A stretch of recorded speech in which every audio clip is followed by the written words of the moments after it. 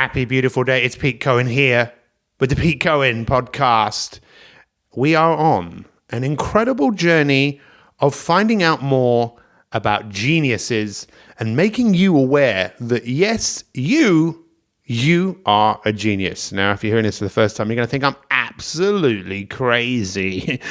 But after this podcast, you might not. Today, we're looking at the genius that is probably the greatest basketball player that ever played, the one, the only, Michael Jordan. Join me after the theme tune. The big question is, how are some people in the world today creating the results they want with their health, wealth, and happiness? What exactly are these people doing? This podcast will give you the answers and inspire you to live the life that you want today. Happy, beautiful day. Pete Cohen here. Now, this is going to be very interesting for me and pretty hard to put into words because we're talking about someone who I've never met, but someone who I suppose is the biggest influence in my life of someone I've never met. And when we look at geniuses, of course, everyone can have their own opinion about who they think of as people who have impacted the world. And perhaps in terms of the most impactful people, Michael Jordan might not be in your top 10. Perhaps you would think of people like Thomas Edison, Elizabeth I, Mahatma Gandhi, Mother Teresa, William Shakespeare. And yes, we will be doing podcasts on some of those people. But you know what? This is my podcast, so I hope you don't mind. I've picked someone who is definitely one of the most influential people in my life. And right now, as I'm actually talking to you, I'm looking up at my wall and I can see a picture framed of Michael Jordan with his hand reaching out. It's from the film, the Disney film. Oh, I don't even know if it was a Disney film, but with Bugs Bunny but Michael Jordan was in. And that's not really important. But what we're going to be looking at is we're going to be talking about Michael Jordan. And he has massively impacted my life. And I want to explain that with you. And this is all about lessons from people like him. Because it's all very well thinking, well, he's a hero. He's done amazing things. But so what? What's that got to do with me? My whole goal of these series of podcasts is for you to learn something from him that you can apply to your life so you can be the best that you can be. And I know that's what people like Jordan want. In fact, of all of the people I'm featuring, he's the only one that's still alive. And he still inspires me to this day. And I'd love to share with you why. And like I say, what you can do to apply to your life, because we know a great life doesn't happen by chance. It happens by design. And one of the best ways to design that life is to learn from other people who already have had some of the success that perhaps you're looking to achieve. But before we get stuck in, this episode of the Pete Cohen podcast, The Inspiration Revolution, is brought to you by Pete Cohen Coaching. If you want to see what coaching can do for you, go to petecohen.com/coaching. Watch the video, which is 3 secrets to help you create the life that you want and for you to become the leader that you want to follow. Check it out. If you want to go on a call with me, a strategy call, a free call, so we can look at where you are, what's in your way, and help you put a plan in place, just like in the A-Team, when Hannibal used to say, I love it when a plan comes together. Plans are easy to put together, and coaching can be the difference that helps you bring the plan into the world to make things happen, because really no one has ever achieved anything on their own. Anything that anyone has ever achieved, if you look at success, you'll realize it wasn't all down to them. It was the fact that they got help and support and ideas from other people. So look, let's get stuck into Michael Jordan. Michael Jordan was born on the 17th of February, 1963. And for those of you that don't know, very famous basketball player, was they call it the MVP, the most valuable player award. I think pretty much every year that they won the major championship, they won the major championship 6 times, and he had a bit of a break after the 3rd time, which was something that we'll be looking at. But for me personally, why is he such an important person in my life? Well, I studied sports science in 1989, and I never forget a friend of mine, Paul Bradley, had this massive poster of Michael Jordan's arms. And it was actual length. So it was really a long, long picture. And he had a basketball on one arm. There's his arms stretched out. And I looked at it and I thought, that's an interesting poster. Who is that? Because I actually didn't know who he was. And he told me. He said, "Oh, it's a fantastic basketball player." And then, just by chance, Channel 4, which is a channel in the UK, were showing the NBA basketball. And I don't know. I just managed to watch a few games with Michael Jordan playing, and to say that I was amazed by what he was doing. It seemed to take an extra step in the air. You might have heard when they talk about Jordan, they say Air Jordan, because it's like he can fly.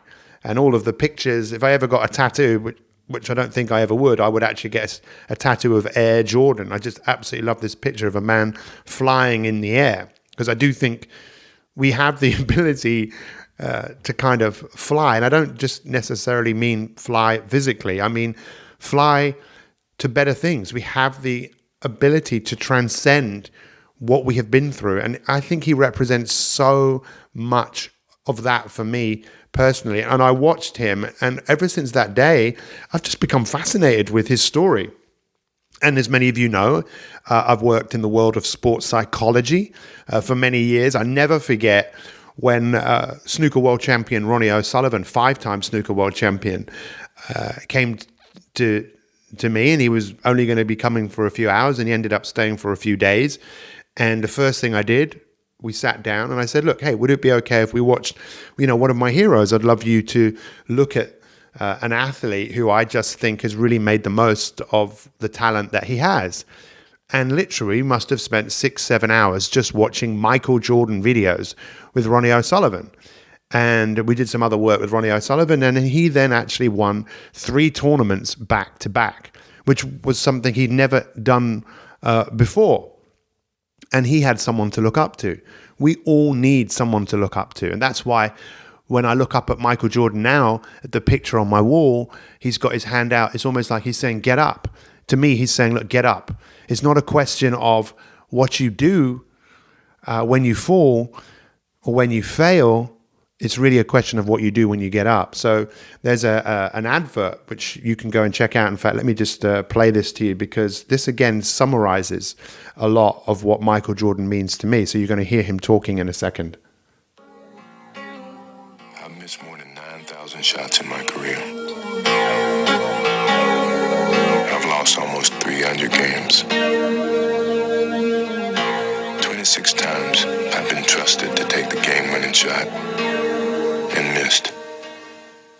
I've failed over and over and over again in my life. And that is why I succeed. I've failed over and over and over again in my life. And that is why I succeed. He's missed 9,000 shots. He's lost 300 games. 26 times he was given the ball right at the end for that shot to win the game and lost. He failed over and over again in his life. And that is why he succeeded. Isn't that amazing? I know there's loads of people out there, that know about Jordan, and maybe you don't. But, like I say, it's not about whether you like basketball or not. It's just looking how people have moved through the world. So that's one of the things I love about him. He's looking to learn from failure, but there's a reason for that. And that's because he wants to get better. One of the greatest quotes I ever heard him say is that he realized every single time he played, he knew that there would be someone there that had never seen him before and that would never see him again, and he was playing for that person. Again, I love that. The realization that this isn't just about you. It's about inspiring other people. And often the best way to inspire people is for you to be the very best that you can be. So let's move on to another incredible thing that again, it's hard to put this into words, so I'll do my best. I think human beings are amazing. I think we're incredibly complex, but we're incredibly amazing at the same time. And we have this opportunity to leave a mark. We have this opportunity to just make stuff happen. But unfortunately, we only seem to see the best in people in bad circumstances. When bad things happen through a diagnosis or as a disaster, all of a sudden we see a side of people that we don't normally see. But that part of them is already there. The pain that exists in someone can often be their motivation to move away. And Michael Jordan is no exception from that. And moving away from things is a good thing. But I think at the same time, it's more important to be moving towards something, because if you're moving away from pain, when you're not in pain anymore, you don't have any drive. And Jordan to me represents both of those things. He is probably the greatest basketball player of all time, but when he was at high school, he didn't get picked for his team. And status is a big thing when you're that age, and he was picked, and he went home and he cried his eyes out. And, his mom spoke to him, and his mom said, listen, you need to use that pain as your inspiration to prove to the coach that he made a mistake. And that pain was a massive drive for him to work harder than he'd ever worked before. And of course, he got picked, and he played for his university, North Carolina. He had the game-winning shot. He then got picked to play for the Chicago Bulls. And, in the Chicago Bulls, it wasn't winning. I think for 6 straight years, they didn't win. And it's that dedication and that desire to want to get better. So, maybe another lesson for all of us here is to recognize that we have that amazing gift. We have this incredible power, this fire that exists within every single one of us that we can use to do something different, to prove to the world, to prove to others, but mainly to prove to ourselves. And that's one of the things that I absolutely love about Jordan, that, yeah, he did want to prove to the world, but he wanted to prove to himself. Let me just take a sip here of my coffee, if you don't mind. And I've got a whole load of notes, here. And, like I say, I've recorded, this is, 210 podcasts that we've done. And I've never done a podcast on Michael Jordan. But I really hope that you take some inspiration, because this man has inspired me like you wouldn't believe. Most of you know I love to exercise. And 9 times out of 10 when I exercise, I will wear some form of Jordan clothing. I feel more comfortable, just as comfortable wearing Jordan clothing as I do wearing my own brand, which I'm wearing now. My 365 is on my chest. But when I work out, because I always think to myself, if Jordan was doing this workout, what would he do? If Jordan was in this situation, what would he do? Asking myself effective questions. It's almost like Jordan is standing next to me, telling me what to do. We all need role models. We all need people to look up to who have shown us the way for us to improve ourselves. Otherwise, we settle for a life of mediocrity. Let me tell you another thing I absolutely love about Michael Jordan. So after 6 years of not winning anything at the Chicago Bulls and building, and he had loads of different coaches. He's a massive fan of coaching and mentoring. And in a speech that he gave a few years ago where he was inducted into the Hall of Fame, he actually said, I want to tell you more about the stuff that you don't know about me, which I thought was fascinating, hearing him talking about the fact that his brothers and his sister were massive competition to them. He loved competition. And I believe competition is a healthy thing, to compete, to get better. When people around you, it's not that they're competing to be better than you, they're competing with you so you can be better. And that's what I think competition should be. And that's how competition was used for him. So 6 years of not winning anything, then 3 years they won the NBA. He was the most valuable player, got that award. And then in the summer, his father was murdered. And I never forget hearing this interview where Michael Jordan said, and he was crying. He said, look, I miss my dad, but you know what? I feel really fortunate that I had him for 32 years, because a lot of people never had that. And I thought, wow, how grateful you are for what you have, rather than being grateful for what you don't, being upset or being disappointed, rather than always looking to move forwards and looking to grow. He represents to me everything about growth. And that's what we're here to do. The man who won the Nobel Prize in 1972, the Hungarian guy who said basically, we're all here to grow. Syntropy. Every living cell lives to grow, to get better. And Jordan, that must have hurt him so much. But he decided to walk away from the game of basketball and to play baseball. You know, that was him and his dad's dream, that when Jordan was young, that he'd play baseball. And everyone just couldn't believe it. Walking away at the height of your fame, when you're probably the best you've ever been. And he basically said he wasn't motivated to do it. He wanted a fresh challenge. So he took up baseball. And when he took up baseball, he really wasn't that good. He was the first person to arrive, the last person to leave. He just wanted to get better. He was humble enough to travel on a bus with all of the players in a minor league baseball team, working to get better. And there's a magazine called Sports Illustrated, which is probably one of the most well-known sport magazines in the world, but definitely in the States. And there was a picture of him on the front saying Michael Jordan was embarrassing baseball. And it's like, this is ridiculous. And, you know, most people know who become famous. People will shoot you down at any opportunity that they can. And, you know, if you remember one thing that I'm just about to say to you, Michael Jordan basically said with baseball, what is the worst thing that could happen? The worst thing that can happen from me taking up this game is it doesn't work out.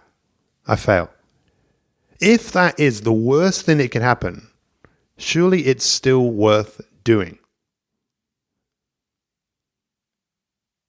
See, I love that, right? The fact that he was prepared to step away from something he'd been doing for years. How many people do you know that would do that? I mean, you could say it's easy for him, but I think that's one of the greatest things, that so many people do jobs that they don't really like or enjoy, but they did it because it was the safe option, or they liked it at the beginning, but they don't like it anymore, and they don't want to step away. And most people think they just have to step away. The only thing they could do is step away, and they couldn't do that because they wouldn't have any money. So the best thing to do is to stay where they are. But it doesn't always have to be like that. You know, when you realize people are prepared to reinvent themselves, one of the previous podcasts we did was how to make your invention your reinvention, how to bring forwards a better version, you know, of yourself. And isn't that incredible about Michael Jordan? And he never made it as a baseball player because in actual fact, what happened, he got his hunger back to play basketball. And he went back and they'd already hung his shirt number 23. And by the way, he wore 23, and David Beckham, when he went and played for Real Madrid, he wore 23. Why? Because it's what Jordan wore. People like Beckham who were hugely inspired by people like Michael Jordan. But they'd hung the number 23 in the arena where he played. So it was like, well, you can't wear number 23. So he wore number 45. And in the season that he came back, they lost in the playoffs. So he thought to himself, you know what? I want to wear 23 again. So they took the shirt down. And then he probably didn't wear that shirt, but he then wore 23 again. And you know what's incredible? Another amazing story. Again, I could talk about this stuff for years, but hopefully you can take some lessons away from this. When he started to play again, he was making this Looney Tunes film. I don't even remember what it's called, but someone out there will probably remember what the cartoon film that Michael Jordan was in. So he was filming a lot during the day, but he contacted a lot of the basketball players that weren't just in his team, you know, other teams. And he said to them, look, guys, I just want to get better, but I need to practice. Can you help me? So we had other people from other teams coming to practice to help Michael Jordan get better. How incredible is that? That other people will help you get better, even though it might cost them because you might end up playing them in the season. Anyway, he got better. He got so much better. And then for the following 3 seasons, the Chicago Bulls won the NBA championship. And of course, he became the MVP, the most valuable player, the most successful player. And then after that, he moved away from the game of basketball for a while until he then went back, played for another team for a while.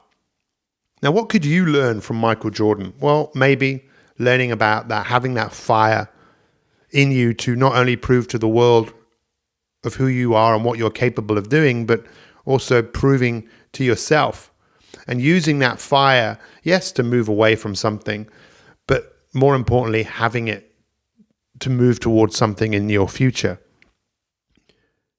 How could you work to get better? For me, Jordan represents everything about work. You know, success is never handed to people on a plate. If you think about why he was the greatest player, well, it was because he worked at it. And he knew the story of a very famous basketball player called Magic Johnson. And everyone said that Magic Johnson had the touch. The ball just seemed to be a part of his body. But what they don't realize is he had the ball with him as a child wherever he went. He'd have it at the kitchen table. He'd be dribbling under the table. He'd sleep with the basketball. He practiced and practiced and practiced. And I love the fact that when people decide to go to work at something, it's like, what are you doing when no one's watching? For me, what I'm doing when you're not watching me is I'm working to get better physically, mentally, emotionally, because that's what I want to do. It's not always easy to do, but it's not as hard as everyone thinks it is, especially if you get into the rhythm of doing it. So for you personally, out of everything that I've just shared with you, what's your number one takeaway? Could you be like Michael Jordan? Could you be like a Thomas Edison? Let me just share a few more things with you and then we'll kind of wrap this up. And, Jordan was also a massive fan of using your imagination, but he learned that from his coach, Phil Jackson. So Phil Jackson was the coach, or one of his coaches at the Chicago Bulls.